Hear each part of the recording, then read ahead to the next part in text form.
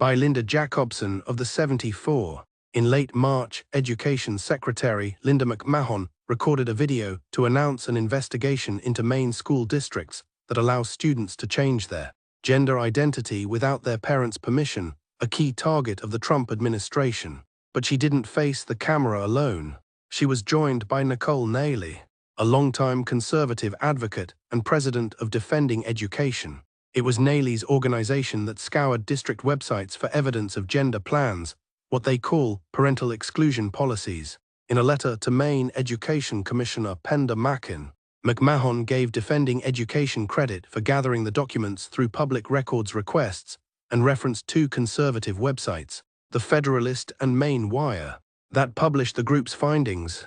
"We're proud to stand with you and President Trump as you ensure that the law is being followed and that the school districts do not infringe on parents' rights," Nailey said.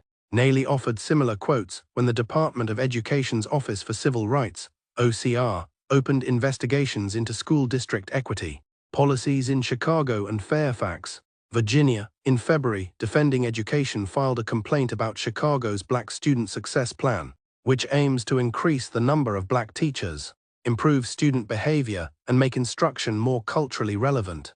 Nailey argues the initiative denies other students educational opportunity because of the color of their skin.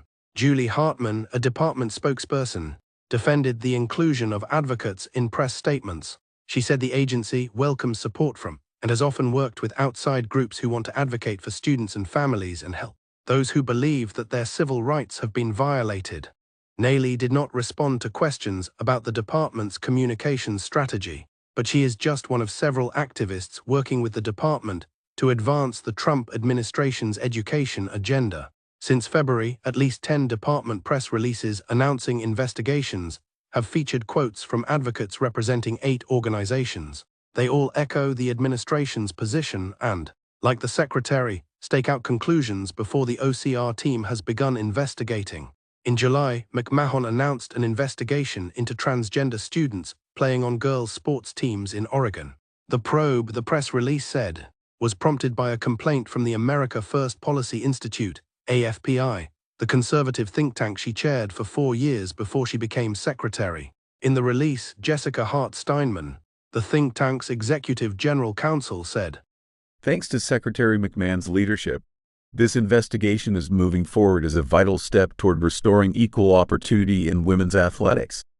The organization helped set the agenda for Trump's return to the White House, and the president appointed several of its leaders to cabinet-level positions.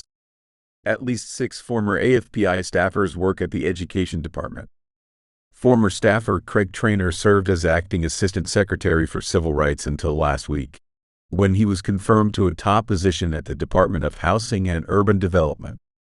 The press releases create a significant pressure point on educational institutions because they're presumed to have violated the law from the get-go, said Jackie Werns, an attorney who worked in the Civil Rights Office during the Obama and first Trump administrations.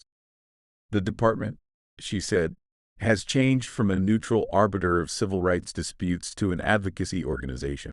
Those who have worked at the department during both Democratic and Republican administrations, including in Trump's first term, say such tactics could hinder investigators' ability to gather evidence fairly. When OCR opens investigations, it assures subjects that a complaint is just the beginning of the process and doesn't mean the department has reached a decision. In one case from 2020, for example, Kimberly Ritchie, acting Assistant Secretary for Civil Rights during Trump's first term, committed in a letter to a school district that OCR would act as a neutral fact-finder. Historically, on both sides of the aisle, the department has been extremely cautious about making public statements about open investigations, said Jill Siegelbaum, who spent 20 years in the department's general counsel's office before she was let go as part of McMahon's mass layoffs. Ritchie, who was confirmed last week to once again lead OCR, did not respond to requests for comment.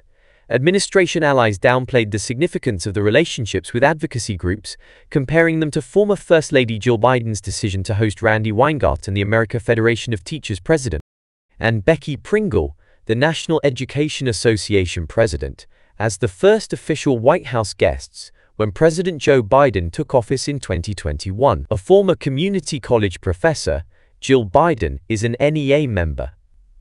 It's far better for the secretary to engage with Defending Education, which champions parents and students, than with Randy Weingarten's AFT, a mouthpiece for the Democratic Party's progressive elite, said Ginny Gentles, an education and parental rights advocate at the Conservative Defense of Freedom Institute. Nikki Neely and Defending Education have aggressively challenged the corrupt status quo, amplifying parents' voices and demanding accountability. The actions by the department are among several designed to radically repurpose and drastically downsize a civil rights office that McMahon said had been focused on transgender ideology and other progressive causes, and that muddled the enforcement of laws designed to protect students.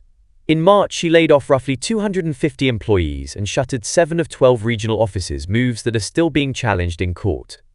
Over the weekend, after another round of layoff, one attorney who received notice that she had lost her job said 3 more offices had been closed, affecting roughly 45 additional staff members.